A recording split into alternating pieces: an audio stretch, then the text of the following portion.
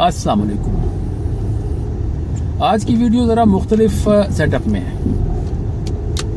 बातचीत हम आज भी करेंगे, लेकिन आज थोड़ा सा ये है कि साथ हम सैर भी करेंगे।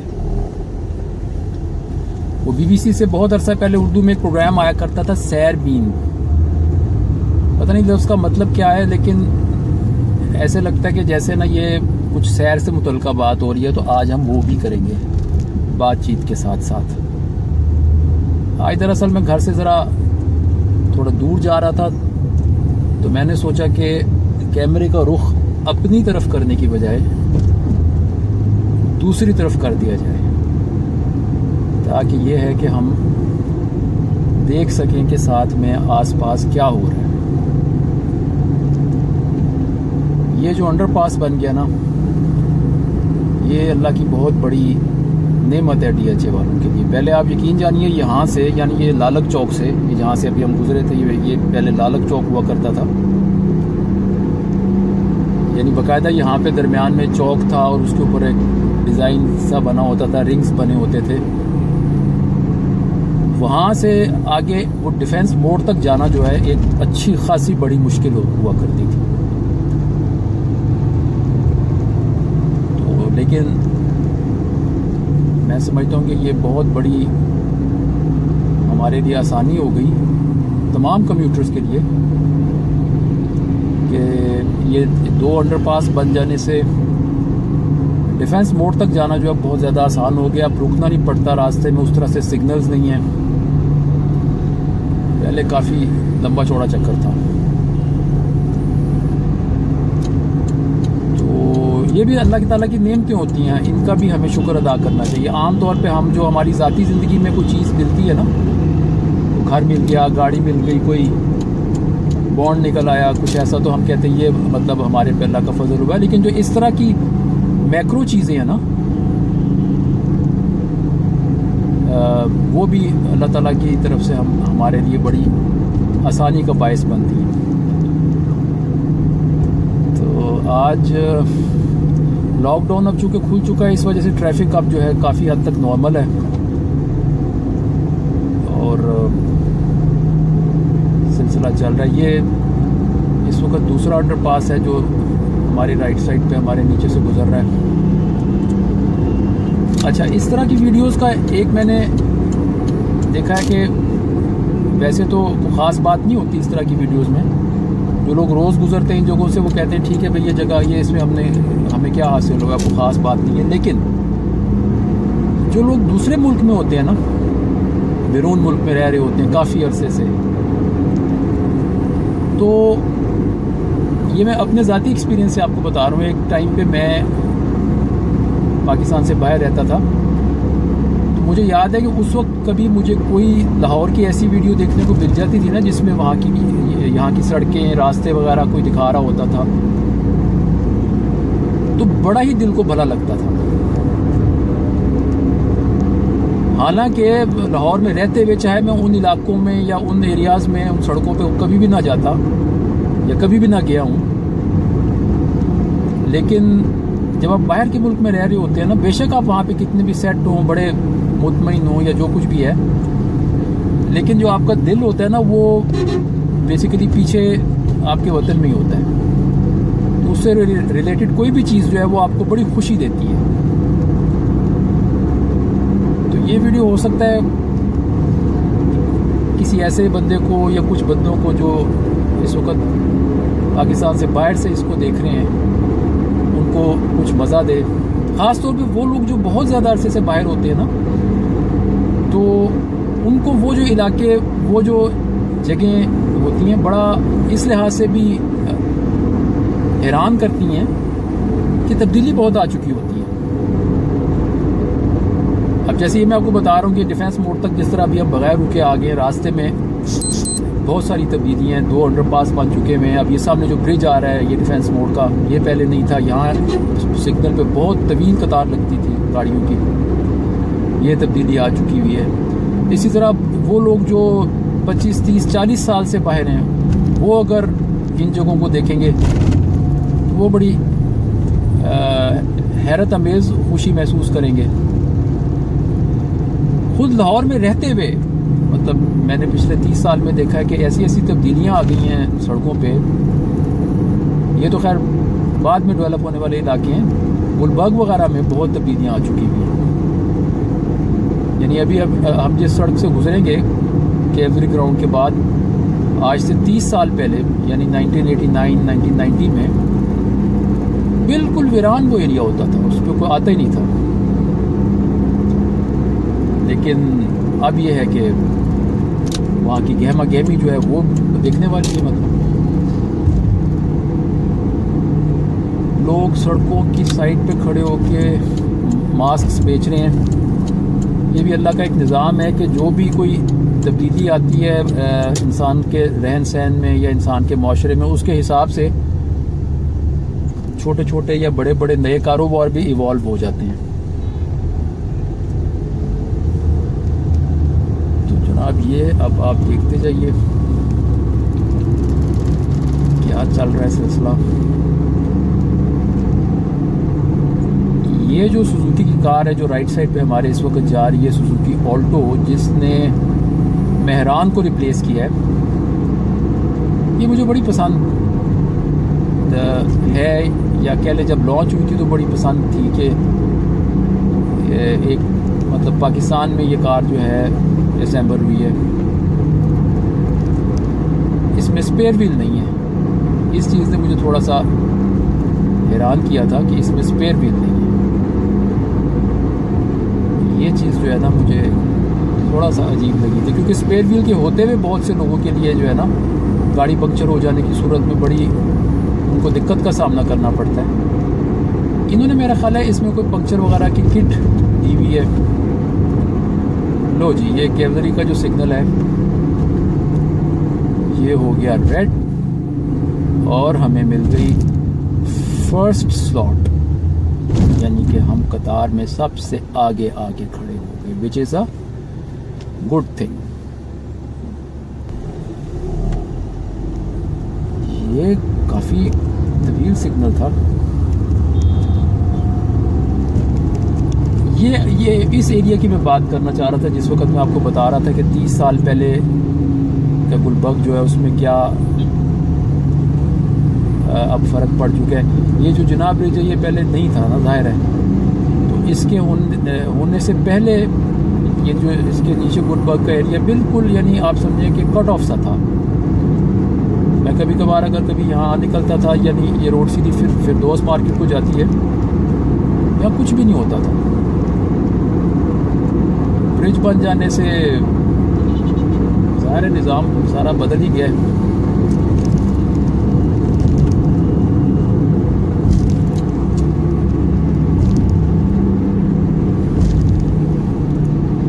ब्रिज बन जाने से जहाँ बहुत सारी आसानियाँ ज़ाहिर है कम्यूटर्स को हो जाती हैं, वहाँ एक बड़ी गड़बड़ होती है कि जो कारोबार हो रहे होते हैं ना उस जगह पे, जैसे इस ब्रिज के नीचे जो दुकानें थी उनका सारा सिलसिला जो है ना ये मतलब हशर ही हो जाता है, बेड़ा गर्क हो जाता है, बहुत ज़्यादा मतलब नेगेटिव इम्पैक्ट आता है उसके ऊपर। और ये सारी दुनिया में और मुल्कों में मैंने नोट किया है कि जहाँ पे बाद में ब्रिज बनते हैं और वहाँ पे पहले जो कारोबार हो रहे होते हैं वो काफ़ी मनफी तौर पे मुतासिर होते हैं। अच्छा, ये लास्ट टाइम जब मैं ये फिरदौस मार्केट वाले सिग्नल्स पे था, वापस आ रहा था मैं घर की तरफ, तो मैंने एक बोर्ड पे लिखा हुआ देखा कि यहाँ पे भी अंडरपास बन रहा है। उसकी मुझे बड़ी खुशी हुई है, क्योंकि ये जो सिग्नल है ना ये वाला फिरदौस मार्केट का, ये भी बड़ा भयानक सिग्नल है। आज तो खैर इतना ज़्यादा सिलसिला नहीं है। अरे ये देखें आप साइड पे ये कुछ शीट्स लगी हुई हैं, मेरा ख्याल है काम शुरू हो रहा है वो वाला। आज तो मुझे उम्मीद है मैं इसी ग्रीन लाइट में निकल जाऊंगा इंशाल्लाह, अगर इस स्विफ्ट वाले ने गाड़ी आगे बढ़ा दी। अरे हाँ, ये देखें डाइवर्शंस वगैरह बनना शुरू हो गई हैं माशाअल्लाह, ये तो बड़ा ज़बरदस्त हो गया सिलसिला भाई। आज तो इस सिग्नल पे इतनी लंबी लाइन नहीं थी, लेकिन वैसे इधर बहुत तवील कतार होती है, आते हुए भी और जाते हुए भी।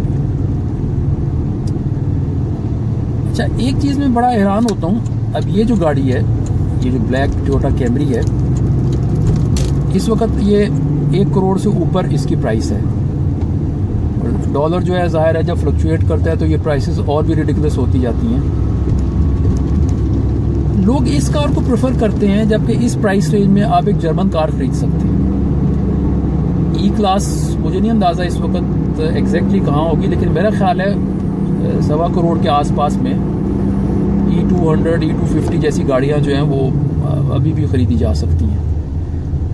अब ये जर्मन कार का, एक मर्सिडीज़ का जो इमेज है, जो सिलसिला है, वो ज़ाहिर है एक टोयोटा कैमरी से बहुत ज़्यादा डिफरेंट है, और टेक्नोलॉजी भी उसकी मतलब इंजीनियरिंग वाइज भी उस गाड़ी को अगर देखा जाए तो वो बहुत मुख्तलिफ सिलसिला है। लेकिन लोग ये कार लेते हैं, जबकि इस कार का इमेज जो लोग गल्फ में रहते हैं उनसे अगर आप बात करो तो वो इसको महज एक टैक्सी, रोज़मर्रा की टैक्सी की तौर पे इसको अपने जहन में विजुअलाइज करते हैं। तो फिर सवाल ये पैदा होता है कि लोग इस कार को क्यों ख़रीदते हैं, जर्मन कार क्यों नहीं लेते। इसके बहुत से जवाब होंगे। मसलन ये भी हो सकता है कि जर्मन कार्स की मेंटेनेंस जो है वो ज़्यादा एक्सपेंसिव होगी, उनके पार्ट्स और उनके जो मतलब दूसरे सिलसिले हैं। असल बात यह है कि हर चीज़ के लिए ना एक उसका चाहने वाला होता है, उसका एक ख़रीदार होता है, उसको पसंद करने वाला होता है। अगर ये अल्लाह ताला ने एक वैरायटी बनाई हुई है, एक बड़ा ज़बरदस्त निज़ाम बनाया हुआ है, वरना अगर यही होता कि सब एक ही चीज़ के ऊपर मुत्तफ़िक हो जाते तो दुनिया से सारी वैरायटी ख़त्म हो जाती। मेरा ख़्याल है इस वीडियो को हमने ना थोड़ा सा पार्ट्स में यानी तकसीम कर लेना चाहिए। ये अब हम फिरदौस मार्केट से गुज़र कर गुलबर्ग की मेन बुलेवार्ड को टच करने लगे हैं। यहाँ पे हम पहला पार्ट ख़त्म कर देते हैं और इसके आगे फिर हम इंशाल्लाह नया पार्ट शुरू करते हैं। बाइक्स वाले वन वे तोड़ते हुए आ रहे हैं, इत्मीनान के साथ 3-3 बंदे बिठाए हुए हैं, राइट साइड से भी आ रहे हैं, और जिधर दरमियान वाले को देखें इन्होंने क्या किया है। बहरहाल ये सिलसिला चलता रहता है, इस पर दिल जलाने का कोई फ़ायदा नहीं है। पार्ट 2 में अब हम फिरदौस मार्केट से गुजरने के बाद गुलबर्ग मेन बुलेवार्ड पे टर्न कर रहे हैं, और यहाँ से हम राइट साइड की तरफ लेन चेंज करते हुए अंडरपास में चले जाएंगे इंशाल्लाह, जो कि हमें गार्डन टाउन में ले जाएगा। इस अंडरपास के बनने के भी ज़ाहिर है लोगों को बहुत फ़ायदे हुए हैं। पहले इस जगह पे बहुत ज़्यादा रश होता था और वही सिग्नल्स पे गाड़ियाँ खड़ी रहती थी, लेकिन अब अल्लाह का शुक्र है। अच्छा, अंडरपास में जब आप दाखिल हो रहे होते हो ना, तो जैसे ये हम हो रहे हैं, तो अंदर बाहर रोशनी से जब आप इस तरह अंधेरे में आते हैं ना, अब जैसे लेफ्ट पे बाइक वाला एक खड़ा हुआ है, इस तरह से कोई चीज़ रुकी हुई हो, किसी लेन में गाड़ी खड़ी है, कोई बाइक वाला खड़ा है, वो आप कतई तौर पे नहीं देख सकते। उस सिलसिले में बड़ी एहतियात की ज़रूरत है। एक तो ये ज़रूरी है कि आप जब इसमें दाखिल हों तो अपनी लाइट्स जो है ना कम से कम पार्किंग लाइट्स ऑन कर लें, ताकि आपकी टेल लाइट्स ऑन हो जाएं और जो पीछे तेज़ गाड़ियाँ आ रही हैं वो जज कर सकें कि नीचे अंधेरे में क्या हो रहा है। और अब तो खैर अक्सर कारों में ऑटो टर्न ऑन हो जाती हैं लाइट्स जब अंधेरे में जाती हैं गाड़ियाँ। अब आमतौर पे लोग समझते कि यार ये नहीं बहुत ज़्यादा डिटेल्स हैं, इस तरह नहीं होता, 1 सेकंड में क्या हो जाता है। लेकिन आपको पता ही है गाड़ियाँ जब स्पीड पे जा रही होती हैं 1 सेकंड के कई 100वें हिस्से में भी बहुत कुछ हो जाता है। यहाँ पे ये एक डिवाइडर है जनाब, जो कि नए लोगों के लिए काफ़ी हैरानी का बायस बनता है। अक्सर लोग इसके ऊपर ही जा चढ़ते हैं, क्योंकि यहाँ से आपको अगर आपने सीधा जाना है तो खासा तकरीबन 2 लेन्स आपको लेफ़्ट पे आना पड़ता है। तो ये जनाब अब हम बरकत मार्केट से गुजर कर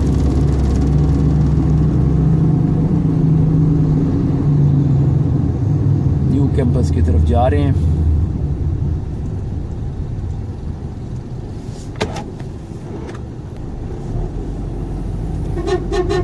गाड़ी ये भी बड़ी मज़ेदार लगती है मुझे। अच्छा, ये बड़ी बात है, ये है कोरियन गाड़ी, ये जो किया स्पोर्टेज है ना, लेकिन ना somehow it gives you German looks in design. मैंने शायद कहीं पढ़ा था कि किया ने ये गाड़ियाँ जो हैं किसी जर्मन नहीं तो यूरोपियन किसी डिज़ाइनर से ज़रूर डिज़ाइन करवाई हैं। क्लियरली ना ये कार आपको फील देती है कि ये एक जर्मन कार है, मतलब डिज़ाइन में ना उसके जर्मन टच आता है। लें जनाब, अब हम न्यू कैंपस से गुजर रहे हैं। राइट साइड पे गार्डन टाउन है, गार्डन टाउन के घर हैं, और लेफ़्ट साइड पे न्यू कैंपस के हॉस्टल्स हैं। ये अब हम नहर क्रॉस करेंगे इंशाल्लाह, तो फिर हमारे लेफ़्ट साइड पे न्यू कैंपस मज़ीद आगे चलता रहेगा। हाँ हाँ हाँ,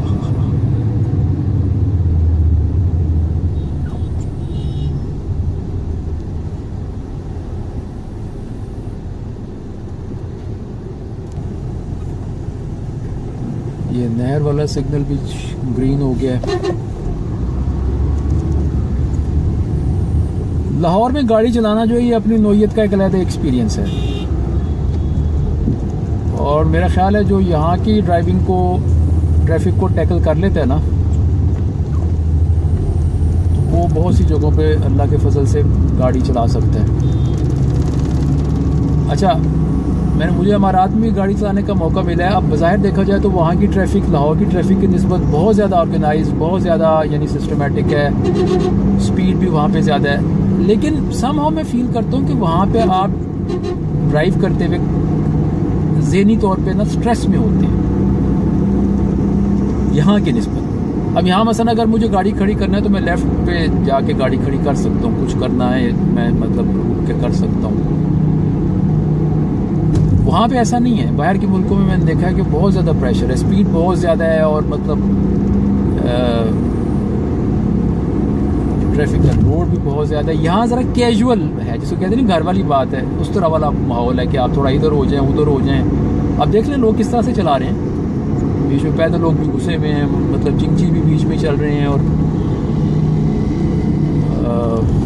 सब कुछ इकट्ठा ही चल रहा है।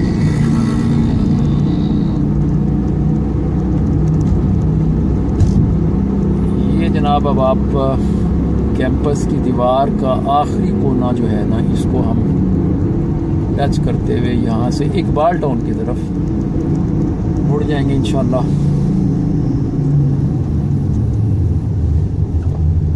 ये आ गया जनाब आपका इकबाल टाउन। लेफ्ट साइड पे कॉम्प्रिहेंसिव स्कूल, और राइट साइड पे इकबाल टाउन घर शुरू हो गया।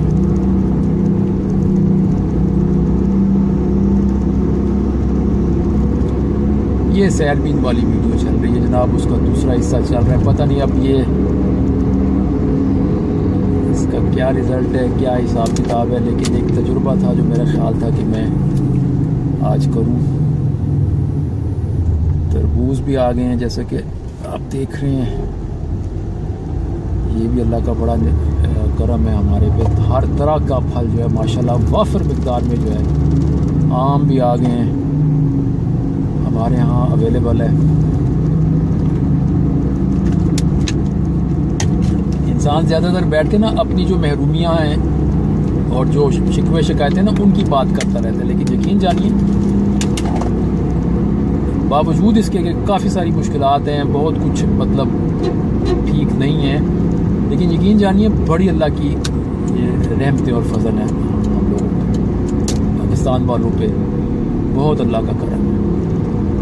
लाहौर के मौसम बहुत अच्छे हैं। लाहौर के मौसम एक्सट्रीम नहीं है, ना तो एक्सट्रीम गर्मी पड़ती है जैसे साउथ में हमारे पड़ती है, ना ही एक्सट्रीम सर्दी पड़ती है जैसे हमारे शुमाल में पड़ती है कि ज़िंदगी मुंजमदी हो जाए। बीच में थोड़ी बहुत बहार भी नज़र आ जाती है, कुछ ख़िज़ा का भी फीलिंग आ जाता है। अल्लाह का बड़ा एहसान है। ग्रीनरी काफ़ी अच्छी है यहाँ पे, जैसे कि आप देख रहे हैं कि हालांकि काफ़ी दरख्त काटे पीटे जाते रहे हैं, लेकिन